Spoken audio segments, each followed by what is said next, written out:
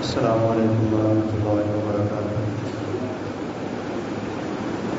ان الحمد للہ نحمده ونستعینه ونستغفره ونعوذ باللہ من شرور انفسنا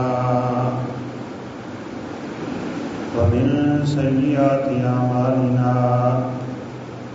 من يهده الله فلا مضل له ومن يضلل فلا هادي له أشهد أن لا إله إلا الله وحده لا شريك له وأشهد أن محمدا عبده ورسوله أما بعد فإن أحسن الحديث كتاب الله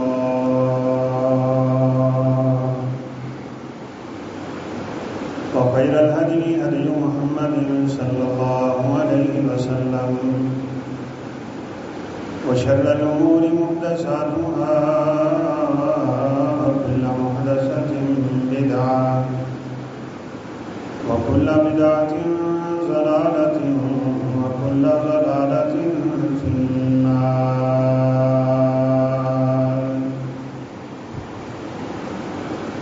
يا أيها الذين آمنوا اتقوا الله حق تقاته ولا تموتن إلا وأنتم مسلمون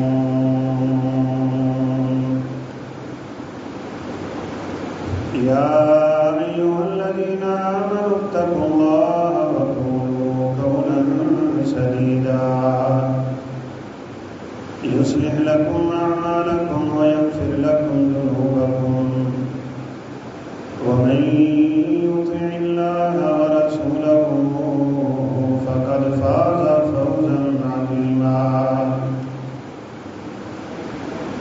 أعوذ بالله من الشيطان الرجيم بسم الله الرحمن الرحيم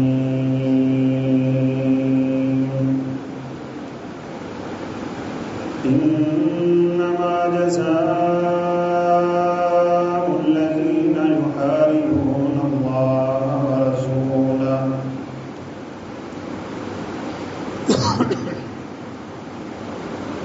وقال النبي صلى الله عليه وسلم لعن الله السارق يسرق بيضة وقطعت يده أو كما قال عليه الصلاة والسلام رب اشرح لي صدري ويسر لي أمري واحلل عقدة من لساني يفقهوا قولي رب زدني علما سبحانك لا علم لنا إلا ما علمتنا إنك أنت العليم الحكيم۔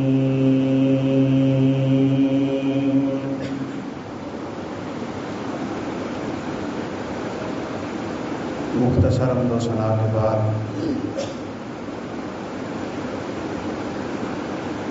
رسول اللہ صلی اللہ علیہ وسلم کے زمانہ نبوت میں ایک واقعہ پیش آیا تھا۔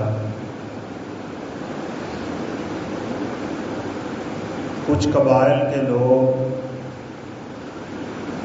آپ صلی اللہ علیہ وسلم کی خدمت میں حاضر ہوئے،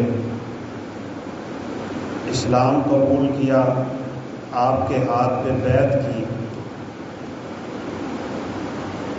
لیکن وہ دل و جان سے اسلام نہیں لائے تھے۔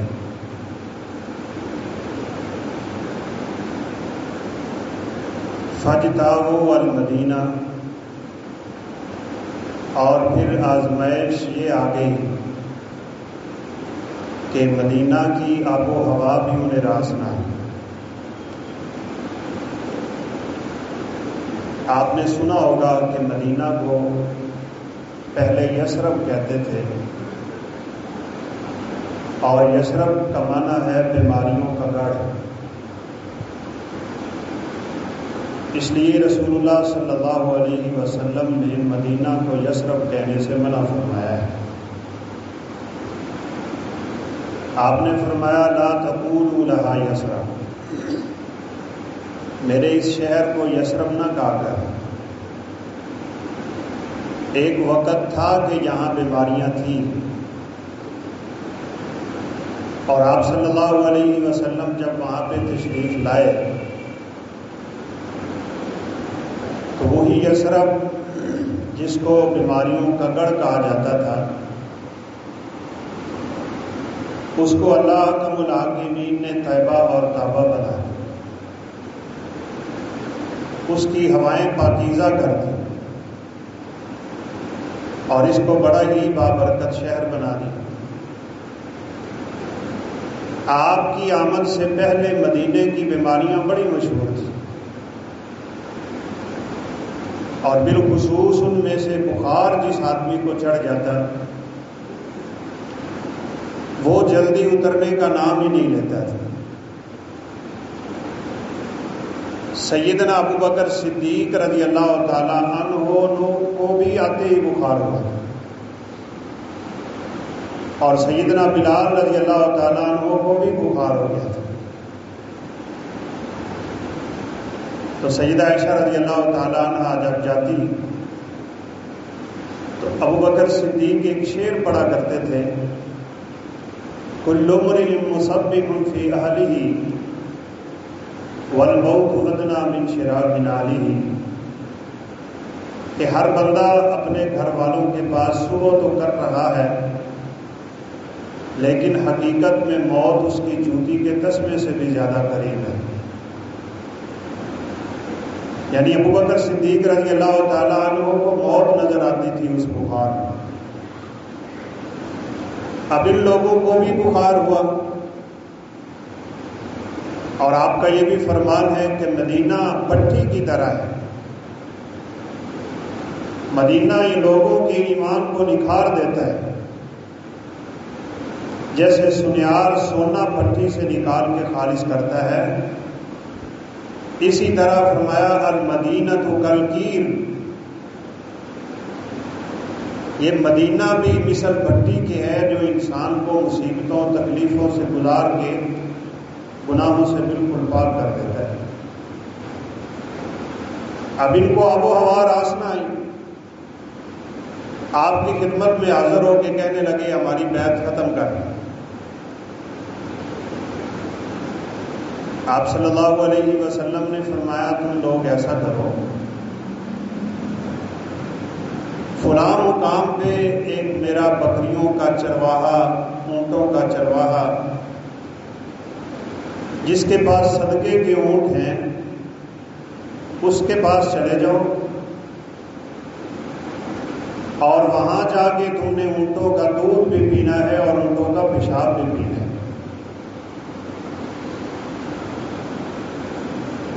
شاید تعجب خیز بات ہو کہ پیشاب بھی پینا ہے، تو یہ شریعت کی ہمارے لیے بڑی آسانی ہے کہ اللہ تعالیٰ نے جن جانوروں کو ہم گھروں میں رکھتے ہیں ان کے پیشاب کو ناپاک نہیں کیا، اور اس میں حکمت یہی ہے اگر وہ ناپاک ہوتا تو ہمارے گھر کبھی پاک نہ ہوتے، پھر یہ جانور رکھنے والے کبھی پاک نہ ہوتے۔ گھروں میں ہر وقت نجاست پھیلی رہتی ہے اور اس کو اٹھانے کے لیے مشقتیں برداشت کرنا پڑتا۔ اب یہ لوگ جب وہاں پہ پہنچے اور انہوں نے بتائے ہوئے علاج کے مطابق وہ چیز استعمال کی جو اللہ کے نبی نے ان کو کہا تھا صلی اللہ علیہ وسلم، یہ صحت یاب ہو گئے۔ ادھر اللہ نے صحت دی، ادھر انہوں نے اونٹوں کے چرواہے کو قتل کیا، اونٹ بھگا کے وہاں سے لے گئے، اور یہ مکل قرینا وغیرہ قبیلے کے لوگ اپنے قبائل کی واپسی کی راہ پہ تھے کہ اللہ کو احکم الحاکمین۔ یہ منظر بالکل عجیب محسوس اس لیے ہوا کہ ایک تو یہ اسلام نہ لائے، اور دوسرا انہوں نے اتنی بڑی زیادتی کر لی، اپنے پیغمبر کو وحی کر دی۔ آپ صلی اللہ علیہ وسلم نے کچھ افراد کی ذمہ داری لگائی، ان کو پکڑا گیا، اونٹ بیت المال میں واپس آئے. رسول اللہ صلی اللہ علیہ وسلم نے ان کی آنکھوں میں سلائیاں گرم کر کر کے پھیری. ان کو حرہ مقام کی گرمی میں پھینک دیا گیا. اور جو آیت کریمہ میں نے نامکمل خطبے میں تلاوت کی، انما جزاء الذین یحاربون اللہ ورسولہ ویسعون فی الارض فسادا،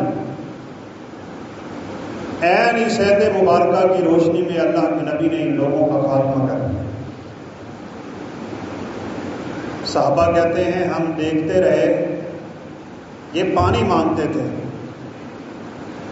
اور اپنی زبانوں سے یہ چٹیر میدان کو چاٹ رہے تھے، لیکن اللہ کے نبی نے ان کو پانی نہیں دیا. فرمایا جو لوگ زمین میں فساد مچاتے ہیں وہ اللہ اور اللہ کے رسول کے حکموں کی کھلا مخالفت کرتے ہیں، گویا کہ وہ جنگ کر رہے ہوں اللہ اور اس کے رسول کے ساتھ. ان لوگوں کا انجام کیا ہونا چاہیے؟ فرمایا سب سے پہلا کام تو یہ کیا جائے ان یقتلوا، ان کو قتل کر دینا چاہیے. او یصلبوا، یا پھر ان کو سولیوں پہ لٹکا دینا چاہیے.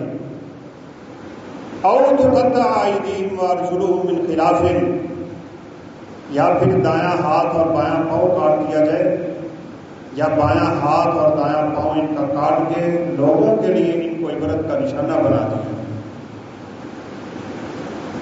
اسلام بڑا دین رحمت ہے، بڑا عدل کا دین ہے، انصاف کا دین ہے. اس لیے انصاف کا تقاضا یہ ہے کہ ظالم کو اس کے ظلم کی سزا دنیا میں بھی ملنی چاہیے، آخرت میں بھی ملنی چاہیے. معاشرے میں بگاڑ پیدا ہی تب ہوتا ہے جب ملزموں کو کھلی چھٹی دی جاتی ہے. اور ایک بات اور بھی یاد رکھیے گا کہ دنیا کے قوانین کے مطابق جو سزائیں دی جاتی ہیں نا، ان سے جرائم کم تو ہو جاتے ہیں، ختم نہیں ہوتے. لیکن شریعت کی جو حدیں ہیں وہ اگر جاری کر دی جائے تو جرائم کم ہی نہیں ختم ہو جاتے ہیں. رسول اللہ صلی اللہ علیہ وسلم کا فرمان ہے، اللہ کی حدوں میں سے کسی ایک حد کا قائم ہو جانا ضرورت کے وقت 40 دن کی بارش سے بھی زیادہ افضل اور بہتر ہوتا ہے. یعنی جب کسانوں کو ضرورت ہو بارشوں کی اور فصل بارش کے پانی سے ہی پکنی ہو تو 40 دن کی بارش اتنا فائدہ نہیں دیتی جتنی ایک حد اس دنیا میں اللہ کے دین کی مطابق لگ جائے تو اللہ جتنا فائدہ امت کو دے دیتے. آپ جانتے ہیں چند دن سے یہ موٹر وے کا واقعہ جو حقیقت میں اہل اسلام اور اہل پاکستان کے لیے ایک داغ کی سی حیثیت اختیار کر گیا ہے بین الاقوامی سطح پر. اللہ کرے یہ جھوٹا ہو. ہمارے ہاں میڈیا کا دور ہے اور جو کچھ بیان کیا جاتا ہے بس ہم اسی کو مانتے ہیں اور ہمارے پاس چارہ بھی نہیں. یہ بھی سنا ہے گاڑی بھی جالی، عورت فرانس کی رہنے والی، اور اگلے ہی 1-2 دن میں وہ فرانس بھی نکل گئی. واقعہ اتنا مشہور ہے، ملزموں کو گرفتار کیا جا رہا ہے اور متاثرہ عورت جو ہے وہ انصاف لیے بغیر ملک چھوڑ دی. یہ کہیں وہ ملالہ والی بات نہ ہو، لیکن بہرحال باتیں تو ہو رہی ہیں. اگر سچ ہے تو وجہ یہ ہے کہ ہم نے اللہ کی حدود کو پامال کر رکھا ہے. اللہ تعالیٰ نے جو ہمیں شریعت مطہرہ دی ہے نا، اس کے 5 بڑے مقصد ہیں اور یہ یاد رکھیے. ان 5 چیزوں کو آپ اچھی طرح یاد کر. یہ بنیادی 5 مقاصد ہیں شریعت اسلامیہ کے. لوگوں کی جان کا، مال کا، عزت کا، دین کا، لوگوں کے خون کا انسان بچتا رہے کہ مجھ سے کوئی ایسی غلطی نہ ہو جو ان پانچوں میں سے کسی چیز کے ساتھ تعلق رکھتی ہے۔ شریعت دین کی حفاظت، عقل کی حفاظت، مال کی حفاظت، عزت کی حفاظت اور جان کی حفاظت کی ضامن ہے۔ اس لیے سب سے اہم مقام جو تھا جب رسول اللہ صلی اللہ علیہ وسلم خطبہ حجۃ الوداع ارشاد فرمانے لگے تھے، اور آپ نے یہ اشارہ دے بھی دیا تھا کہ اگلے سال میں نہیں رہوں گا، خذوا عنی مناسککم لعلی لا احج بعد عامی ھذا، لوگوں مجھ سے حج کے طریقے سیکھ لو، شاید میں اگلے سال حج نہ کر سکوں۔ اور ہوا بھی ویسے ہی تھا جیسا کہ آپ صلی اللہ علیہ وسلم نے سیدنا معاذ بن جبل کو یمن کی طرف روانہ کرتے ہوئے کہا تھا۔ معاذ سواری پہ سوار تھے اور تاجدار نبوت کے ہاتھ میں سواری کی لگام تھی، اور آپ معاذ کو وصیتیں کرتے جا رہے تھے، اور الوداع کرتے ہوئے کہنے لگے، معاذ لگتا ہے اب دوبارہ تو آئے گا تو میری قبر کے پاس سے گزرے گا، یا پھر میری مسجد کے پاس سے گزرے گا، یا میری قبر کے پاس سے گزرے گا۔ اس لیے یہ خطبہ جب آپ نے شروع کیا تھا نا، تو صحابہ کہتے ہیں کوئی آنکھ ایسی نہیں تھی کہ جس سے آنسو نہ گرا۔ آقا کی جدائی کا اشارہ ملا ہوا تھا، سورہ نصر نازل ہو چکی تھی، باتوں باتوں میں اللہ کے پیغمبر اشارہ دے چکے تھے، اس لیے یہ خطبہ بھی بڑا فصاحت و بلاغت سے معمور اور بھرپور تھا۔ ان دماءکم واموالکم واعراضکم حرام علیکم کحرمت یومکم ھذا فی بلدکم ھذا فی شہرکم ھذا، تمہارے خون، تمہاری عزتیں، تمہارا مال ایک دوسرے پہ ایسے حرام ہے جیسے یہ مکہ مکرمہ، یہ آج کا مہینہ، یہ آج کا دن، ذوالحجہ کے مہینے کی حرمت اپنی جگہ، عرفات کے دن کی عزت اپنی جگہ، اللہ کے نبی کے اس شہر کی تعظیم اپنی جگہ۔ آپ نے فرمایا جیسے آج کا دن، آج کا مہینہ اور آج کا مقام حرمت والا ہے، ایسے ہی یہ تین چیزیں اللہ نے ایک دوسرے کے اوپر حرام کر چھوڑی۔ اللہ نہ کرے یہ واقعہ ہوا ہو تو یقین مانے کیسا عجیب ہے، ایک عورت ذات سفر کرنے والی اور ایک اسلامی ملک کال بھی کی جا چکی ہے، اس کے باوجود اس کے ساتھ یہ کیسا گھنونا جرم ہوا ہے اگر ہوا ہے۔ ہم سب ذمہ دار ہیں، ہم چاہ ہی نہیں رہے ہمارے ملک میں اسلامی حدود کا قیام ہو جائے۔ کیوں نہیں چاہ رہے؟ اس لیے نہیں چاہ رہے، اگر میں چاہتا میرے ملک میں اسلام کا قانون آ جائے، میں اپنے آپ کے اوپر سب سے پہلے اسلام کو اور اسلام کے احکامات کو نافذ کر کے دکھاتا۔ میرا بس چلے، میں ڈنڈی مارنے سے باز نہیں آتا، میرے مد مقابل کا بس چلے تو وہ بھی دھوکہ دینے سے باز نہیں آتا۔ اور جو وقت گزرتا چلا جا رہا ہے، ہماری حالت اتنی کمزور سے کمزور ہوتی چلی جا رہی ہے۔ لوگوں کی عزتوں کا خیال کرو، لوگوں کے مالوں کا خیال کرو، لوگوں کی جانوں کا خیال کرو، لوگوں کے خون کا خیال کرو، اور شریعت نے جو حدیں رکھی ہیں نا، رکھی ہی انہی چیزوں کے اوپر ہے۔ بس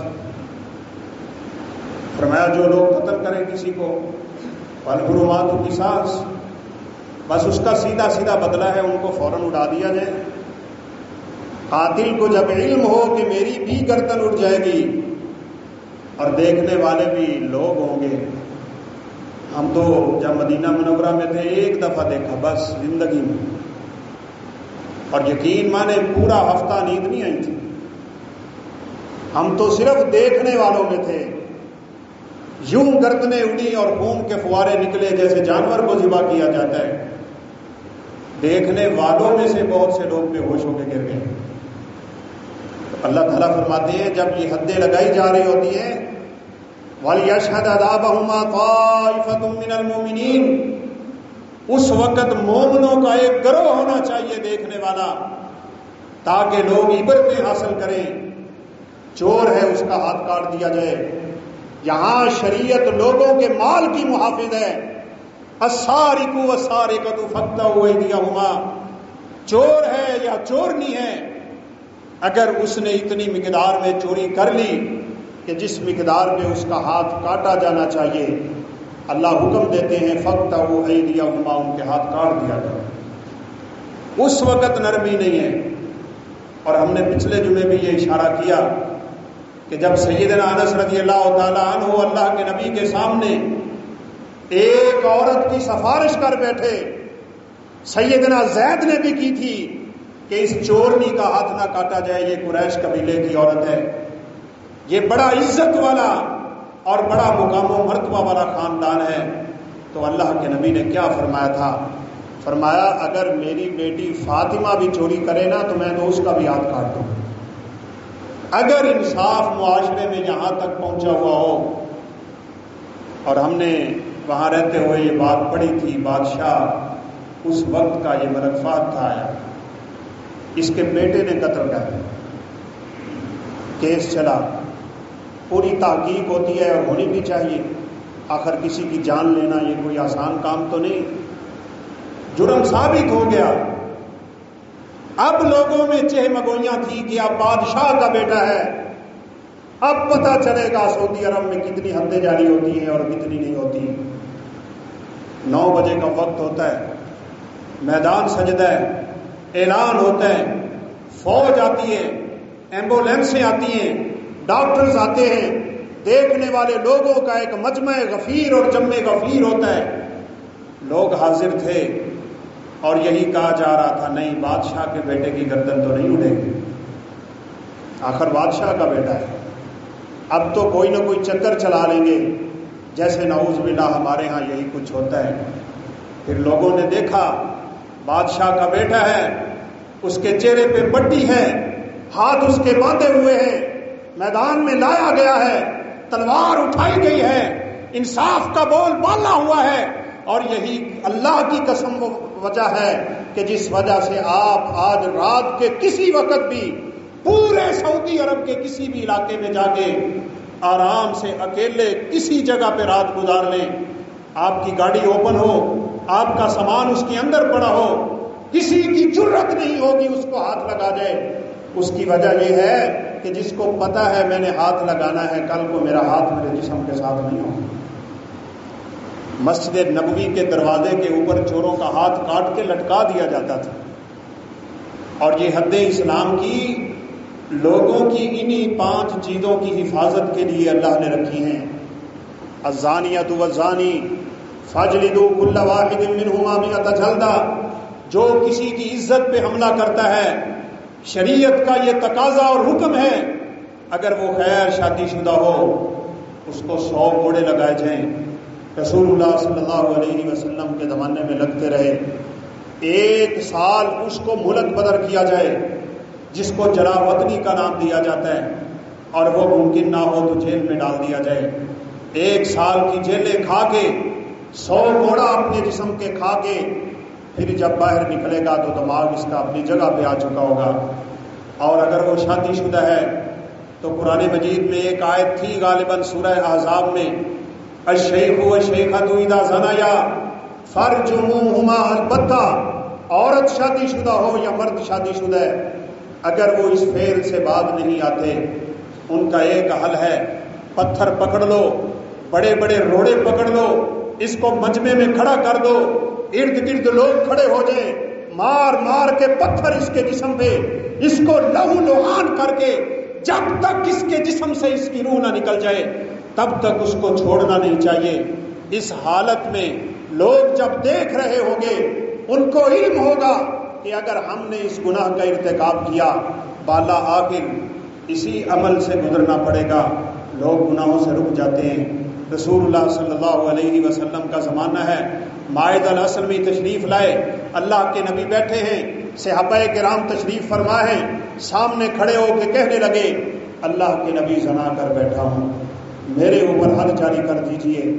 آپ صلی اللہ علیہ وسلم نے چہرہ بدل لیا، یہ کیسے ممکن ہے ایک بندہ سب کے سامنے کھڑے ہو کے اتنی عجیب قسم کی چیز کی گواہی دے دے، اتنے بڑے جرم کا اعتراف اور ارتکاب کر لے؟ ایک ہی وجہ ہے بھائیوں، ان کا ایمان پہاڑوں سے مضبوط تھا۔ وہ جانتے تھے اس دنیا کے اوپر لگی ہوئی سزائیں، اس دنیا کی لگی ہوئی حدیں ہم سے آخرت کا عذاب ہٹا لے گی۔ اور آپ صلی اللہ علیہ وسلم نے بھی فرمایا تھا ان عذاب الدنیا احبر من عذاب الاخرہ، یہ دنیا کا عذاب آخرت کے عذاب کے مقابلے میں بڑا ہلکا ہے۔ جب ایک صحابی آئے تھے اور آ کے کہنے لگے اللہ کے نبی میں نے اپنی بیوی کے پاس ایک غیر محرم کو دیکھ لیا ہے، اب اگر میں بات کروں تو بات بھی بہت بڑی ہے، میں خاموش رہوں تو میرا خاموش رہنا بھی بہت بڑا ہے، آپ بتائیے اب میرے لیے کیا حکم ہے، میں اپنی اس بیوی کا کیا کروں؟ یہ عزت اور نسب کی حفاظت ہے۔ شریعت نے عزت اور نسب کی حفاظت کا بڑا اہتمام کیا ہے۔ رسول اللہ صلی اللہ علیہ وسلم نے تو یہاں تک فرما دیا ہے جس بندے نے اپنے آپ کو اپنے باپ کے علاوہ کسی کی طرف منسوب کر لیا، وہ جانتا بھی ہے وہ میرا باپ نہیں ہے، اسی کے نام پہ اپنا نام درج کروا دیا، آپ نے فرمایا اس بندے پہ اللہ جنت کی خوشبو بھی حرام کر دیتی ہے۔ اب نسب کا مسئلہ ہے، اگر پیٹ میں بچہ ہو تو وہ ہے کس کا؟ میں نے تو اپنی بیوی کے پاس غیر محرم کو دیکھا ہے۔ رسول اللہ صلی اللہ علیہ وسلم کی خدمت میں حاضر ہو گئے، اور یہ احکامات قصاص جو ہے نا ان کو بھی یاد کرنے کی ضرورت ہے۔ اگر کوئی شخص کسی مرد و عورت کو اس نازیبا حالت میں دیکھ لے، اگر اس کے پاس 4 گواہ ہوں تو بات کرے، وگرنہ بات نہ کرے، وگرنہ شریعت کہتی ہے کہ بات کرنے والے کی کمر پہ 80 کوڑے لگا۔ اسے کیسے جرت ہوئی کسی کی عزت کو ہوا میں اچھالنے کی؟ ہر جگہ پہ 2 گواہ چاہیے، شریعت کے ہر مسئلے میں 2 گواہوں کی ضرورت ہوتی ہے، لیکن یہ عزت کا مسئلہ ہے نا، یہاں 4 گواہوں کی ضرورت ہے، اور گواہی بھی 4 کی ایسی برابر ہو اگر ان کے الفاظ میں بھی کمی بیشی آئی تو ہر ایک کی کمر پہ 80 کوڑے لگ جائیں گے۔ عزتوں کی حفاظت کرنا سیکھیں بھائی۔ یہ میں نے پہلے بھی ایک دفعہ عرض کی تھی، کلمہ بڑا عجیب سا ہے، اسٹیج پہ کھڑا ہوں، ہمارے ہاں عمومی طور پہ لوگ کسی کو کہہ دیتے ہیں کہ تو تے ہیں ہی حرامدہ، نعوذ باللہ من ذالک۔ اس کلمے پہ 80 کوڑے کی سزا ہے بھائی، 80 کوڑے۔ کاش یہ حدیں میرے اور آپ کے ملک میں چلتی، یہ جرم نہ ہوتے، یہ مجرم نہ ہوتے، یہ اتنے دھڑلے سے۔ آج کل نعوذ باللہ جو حد سے زیادہ ڈاکے ڈرنا شروع ہو گئے ہیں نا، یہ کسی کو جرت نہ ہوتی۔ اب تو معاملہ حد سے ہی بڑھتا چلا جا رہا ہے۔ اللہ میری اور آپ کی اور میرے اور آپ کے ملک کی حفاظت فرمائے۔ لوگوں کے مال و جان کی حفاظت کرنا سیکھو، اللہ میرے اور آپ کے مال و جان کی حفاظت فرمائے گا باذن اللہ تعالی۔ اب رسول اللہ صلی اللہ علیہ وسلم نے حکم دیا ہوا 4 گواہ ہیں بات کر لو، نہیں ہے تو خاموش ہو جاؤ۔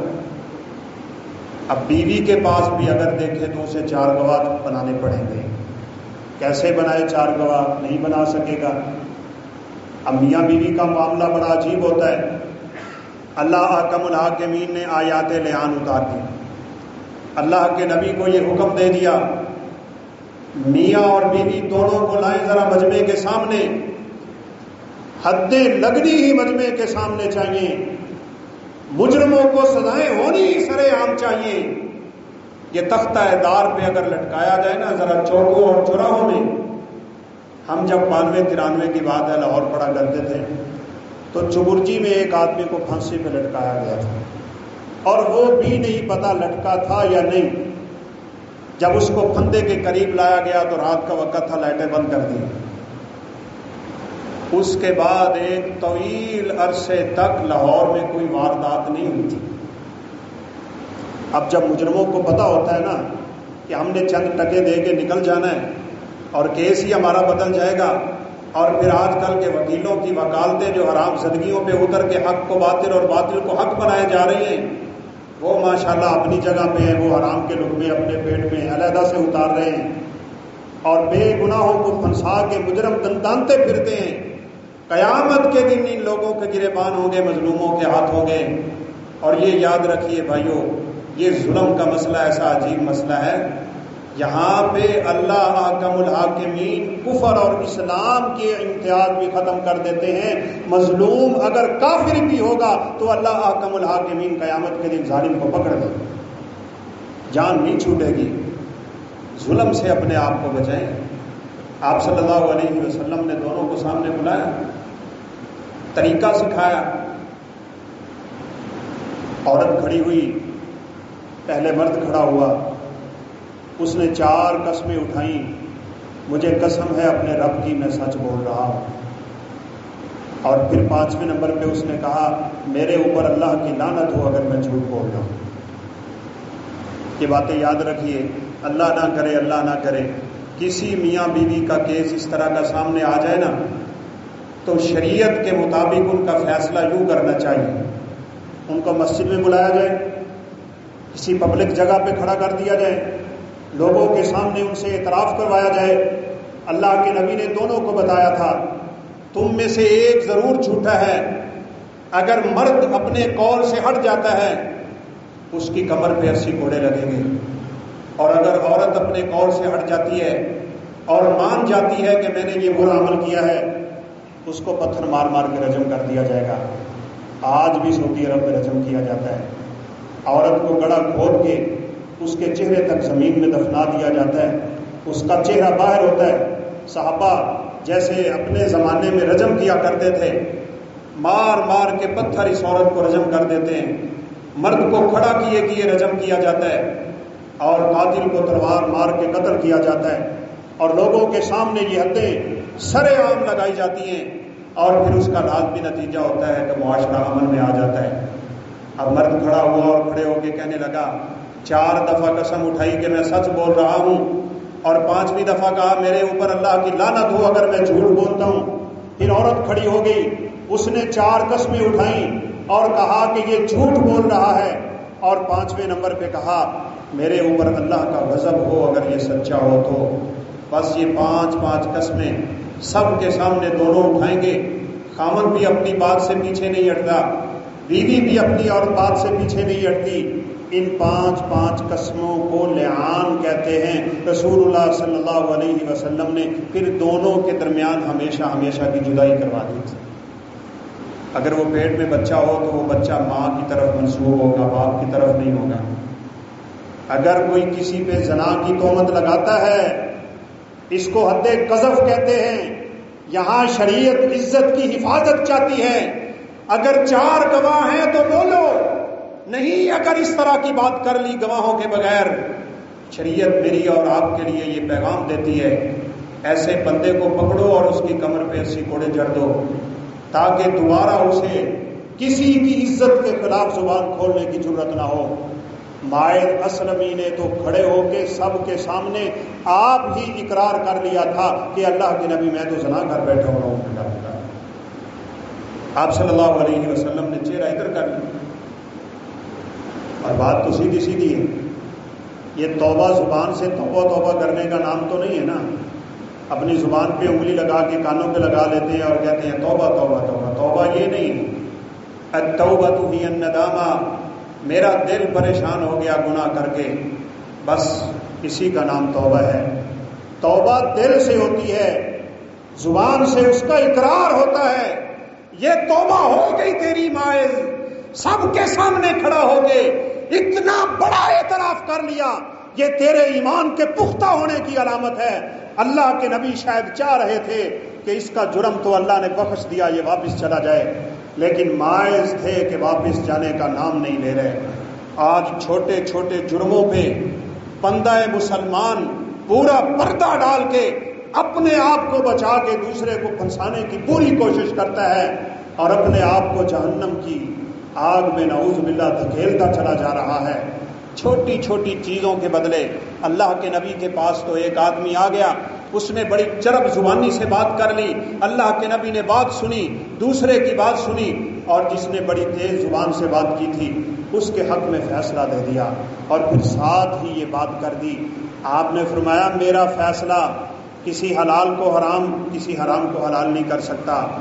اگر میں کسی کی زبان کی باتیں سن کے اس کے حق میں فیصلہ کر دوں اور وہ چیز اس کی نہ ہو، اسے بالکل نہیں چاہیے کہ وہ چیز پکڑ لے۔ اگر اس نے وہ چیز اس لیے پکڑ لی کہ اللہ کے نبی نے میرے حق میں فیصلہ کر دیا ہے، تو میرا فیصلہ تو حرام کو حلال نہیں کرے گا، وہ شخص حقیقت میں جہنم کا انگارہ اٹھا کے اپنے گھر لے کے جا رہا ہے۔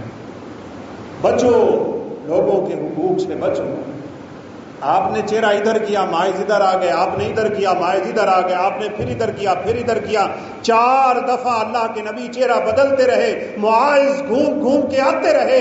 جب بندے کے دل میں ایمان ہوتا ہے، رب کعبہ کی قسم ہے اسے رات کو نیند نہیں آتی، میں کیا کر بیٹھا ہوں اپنے مالک کے سامنے، اپنے رب کے سامنے، اپنے معبود کے سامنے، میں اس کا غلام ہو کے آج نوکر اپنے مالک کے سامنے کچھ نہیں کرتا۔ اگر میرے ایمان کی حرارت ہوتی، مجھے رات کو نیند نہ آتی، دن کو سکون نہ آتا، مجھے نمازوں میں چین نہ آتا، مجھے تلاوتوں میں آرام نہ آتا۔ کیوں میرے اوپر سے گناہوں کا وبال آیا؟ میں نے کیوں ان گناہوں سے اللہ سے توبہ نہیں کی ابھی تک میں ویسے ہی لگا پھرتا ہوں۔ ماعز گھوم گھوم کے آتے رہے۔ جب 4 دفعہ اپنے ہی اوپر گواہیاں قائم کر لی تو اللہ کے نبی نے پھر بھی ان سے کہا، ماعز تم کیا کہہ رہے ہو؟ کیا تجھے عقل ہے کہ تو کون سی بات کر رہا ہے اور اس بات کے پیچھے ہونے والا کیا ہے؟ ماعز نے کہا، اللہ کے نبی مجھے سارا علم ہے۔ آپ نے فرمایا، شمو، اٹھو اور ماعز کا منہ سونگو، کہیں اس نے شراب تو نہیں پی لی؟ شراب پینے سے عقل پہ پردہ تو نہیں آ گیا اور اس وجہ سے تو کسی حرکت میں مبتلا تو نہیں ہوا؟ صحابہ نے منہ سونگا تو کہا، نہیں اللہ کے نبی، اس نے شراب تو نہیں پی ہوئی۔ آپ نے فرمایا، معاذ مجھے لگتا ہے تو نے میاں بیوی والے تعلق قائم نہیں کیے ہوں گے، کچھ غلطی تجھ سے ضرور ہوئی ہوگی جو مرد و عورت کے درمیان ہو جاتی ہے، شاید تو نے یہ پورا تعلق قائم نہیں کیا۔ کہا، نہیں اللہ کے نبی، میں پورا تعلق قائم کر چکا ہوں، بس اب میرا مطالبہ یہ ہے آپ مجھے رجم کروا دیں، مجھے پتھر مروا دیں، مجھے قتل کروا دیں، یہ دنیا کا عذاب مجھے سہنا آج ہلکا لگ رہا ہے، میں کل اللہ کے عذابوں کا مقابلہ نہیں کر سکتا۔ یہاں تو ڈنڈی مار کے حق کو باطل اور باطل کو حق بنا کے عدالتوں سے باہر نکل کے گولیاں چلاتے ہیں بدبخت۔ ہم مقدمہ جیت گئے، مقدمہ نہیں جیت گئے، تم نے اپنے آپ کو جہنم کی وادیوں اور گہرائیوں میں اتارا ہے۔ صحابہ کہتے ہیں ہم ماعز کو لے کے میدان میں چلے گئے، کسی کے ہاتھ میں ہڈی تھی تو اس نے ہڈی ماری، کسی کے ہاتھ میں پتھر ہے تو پتھر مارے، ماعز کو مارا جا رہا ہے اور آخر جان تو جان ہوتی ہے۔ ماعز اپنی جان بچانے کے لیے دوڑنے لگے۔ صحابہ کہتے ہیں ہم نے چھوڑا ہی نہیں، جیسے وہ گامدیا قبیلے کی عورت کا واقعہ بھی اسی طرح کا ملتا جلتا ہے۔ خون تھوڑا سا اڑا، جسم سے نکلا، خالد بن ولید کے کپڑوں پہ پڑا اور خالد کی زبان سے یہ کلمہ نکل گیا، یہ پلید خون میرے جسموں پہ کیوں آیا ہے؟ جب اللہ کے نبی کے پاس یہ بات پہنچی، آپ صلی اللہ علیہ وسلم کو صحابہ نے بتایا، فرمایا اللہ کے نبی خالد نے یہ بات کی ہے کہ یہ پلید خون میرے جسم پہ کیوں آیا؟ اللہ کے نبی نے فرمایا، او خالد تو نے یہ بات کیسی کر دی ہے؟ لقد تابت توبۃ لو قسمت علی اہل الارض لکفر۔ 2-3 طرح کی روایات ملتی ہیں۔ آپ نے فرمایا ماعز اس کی توبہ اتنی پکی سچی تھی، اگر دنیا کے گنہگاروں پہ تقسیم کروں اللہ سب کے سب کو معاف کر دے گا۔ ندامت دل سے اٹھنے والی ہے، لیکن بات یہ کرنا چاہتا ہوں، صحابہ نے چھوڑا نہیں ہے ماعز کو، اور اللہ کے نبی کو بتایا تھا کہ ماعز کو جب ہم نے پتھر مارے تو پھر جان بچانے کے لیے دوڑتا تھا، ہم نے چھوڑا نہیں ہے۔ اللہ کے نبی کی آنکھوں میں آنسو آ گئے۔ آپ نے فرمایا اللہ ترکتموہ، میرے صحابہ اس کو چھوڑ دینا تھا۔ توبہ اس کی ہو گئی، پتھر اس نے کھا لیے۔ یا تو پھر دل سے نکلی ہوئی توبہ گناہ بخشواتی ہے، یا پھر دنیا میں اللہ کی بتائی ہوئے حدیں لگتی ہیں تو گناہ معاف ہوتے ہیں، وگرنہ مت سوچنا کہ عدالت کا فیصلہ میرے حق میں آیا تو میں بری ہو گیا۔ بری نہیں، اللہ کے دربار میں اس عدالت میں بری ہونا بہت مشکل ہے میرے دوستو۔ اللہ نے شراب کی حد رکھی ہے، ڈاکے کی حد رکھی ہے، چوری کی حد رکھی ہے، زنا کی حد رکھی ہے، اور جو یہ زمین میں فساد مچاتے پھرتے ہیں نا، جن کو آج کل کوئی پوچھتا ہی نہیں، اور یہ ہماری بد نصیبی کی بات ہو گئی کہ جو وقت گزرتا جا رہا ہے تو حالات بگڑتے چلے جا رہے ہیں، نہ عزت محفوظ، نہ مال محفوظ، نہ جان محفوظ، اور اللہ کے نبی نے جو کہا تھا نہ مرنے والے کو پتا ہوگا میں نے مارا کیوں ہے، نہ مارنے والے کو پتا ہوگا میں نے مارا کیوں ہے، نہ مرنے والے کو پتا ہوگا میں مرا کیوں ہے، دونوں جہنمی۔ اعوذ باللہ، اللہ کے نبی دونوں کیوں جہنمی ہو گئے؟ قاتل تو جہنم میں جائے، مقتول کیوں جائے؟ آپ نے فرمایا مقتول کا بس چلتا نا تو چھوڑنا اس نے بھی نہیں تھا۔ بھائیو، ہم اپنے ملک کا قانون نہیں بدل سکتے، لیکن اپنے آپ کو ضرور بدل سکتے ہیں۔ کوئی ایسا کام نہ کیجئے جو کسی کی جان، کسی کی مال، کسی کی عزت و آبرو، کسی کے خون سے تعلق رکھتا ہو۔ قیامت کے دن سب سے پہلا حساب خون کا ہونے والا ہے، خون کا۔ میں پھر وہ ڈنڈے مارے نہ سر پاٹیا جی وہ جا ویکھو کیویں پیا ہسپتال ہے، بڑیاں ڈینگیاں مار مار کے بتا رہے ہوتے ہیں اپنے جرموں کا، اور وہ بھی سب کے سامنے۔ اللہ کے بندو، رب کے غضب سے اور رب کی ناراضگی سے اور اس کے عذابوں سے اتنا ہی لاپرواہ ہو گئے ہو، ایک تو ظلم کی انتہا کر دی، اور دوسرا بڑے دعوے سے یہ باتیں کر کے تو سب لوگوں کو اپنے خلاف گواہ بنا رہا ہے تاکہ قیامت کے دن وہ تیرے خلاف گواہی دینے کھڑے ہو۔ لا يدخل الجنت المجاہر، اللہ کے نبی نے فرمایا کھلم کھلا گناہ کرنے والا تو ویسے ہی جنت میں نہیں جاتا۔ میں تو ویسے بڑی معذرت سے کہہ دیتا ہوں، یہ جو سب لوگوں کے سامنے سگریٹیں پیتے پھرتے ہیں، ان کو کوئی پرواہ ہے؟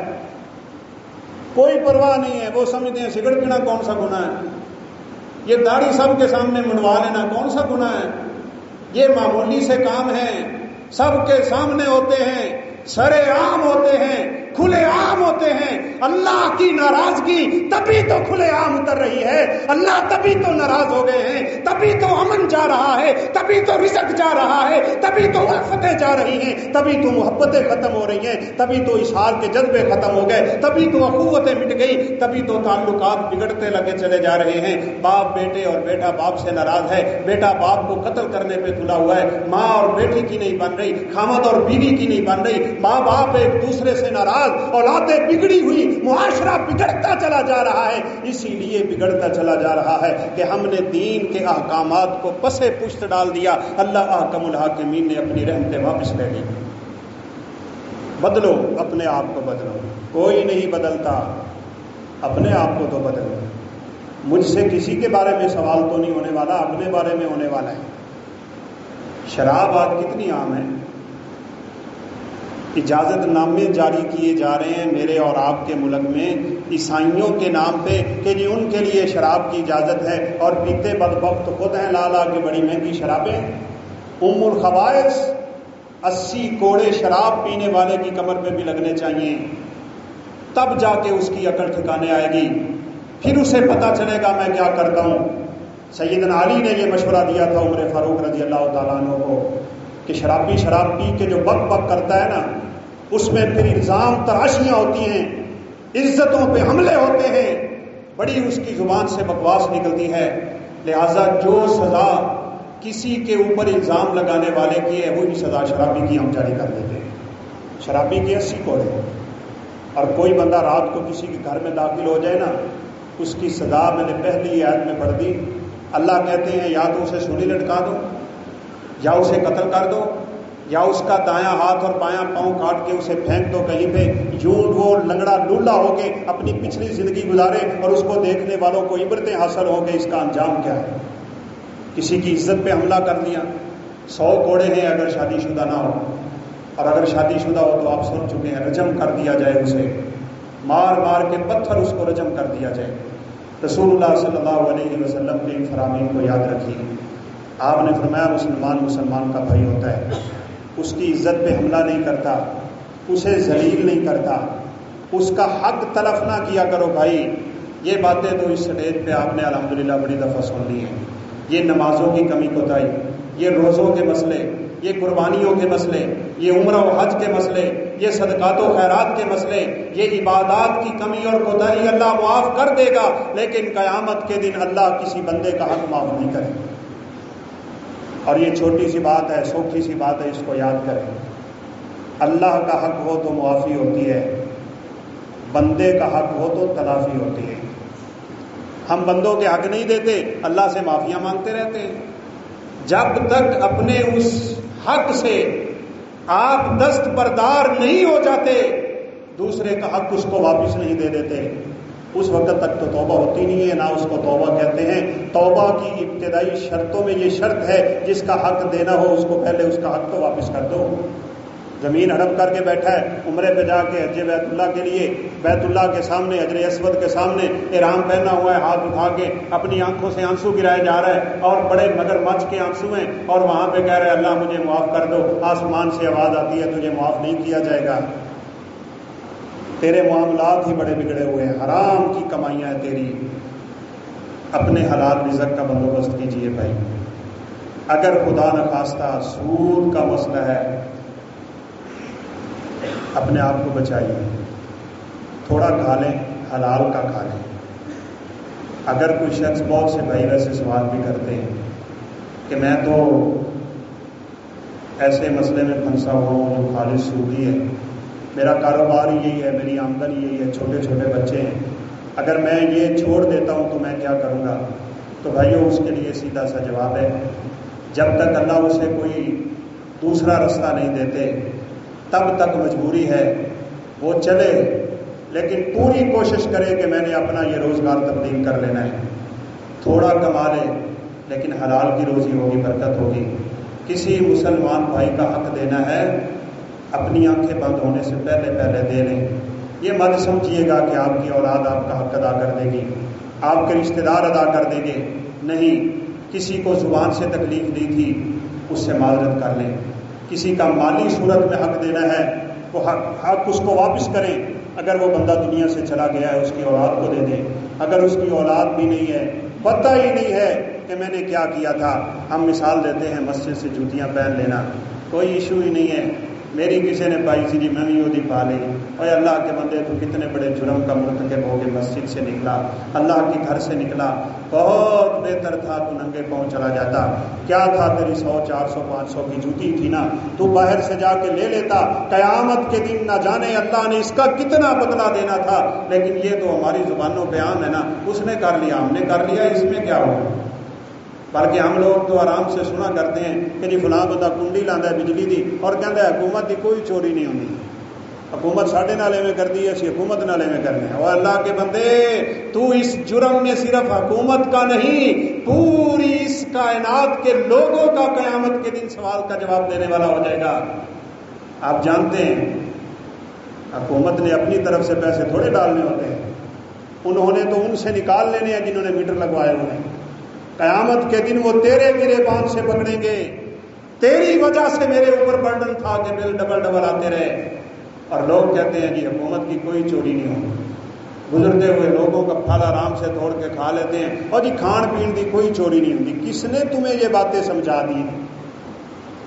اپنے آپ کو بچائیے۔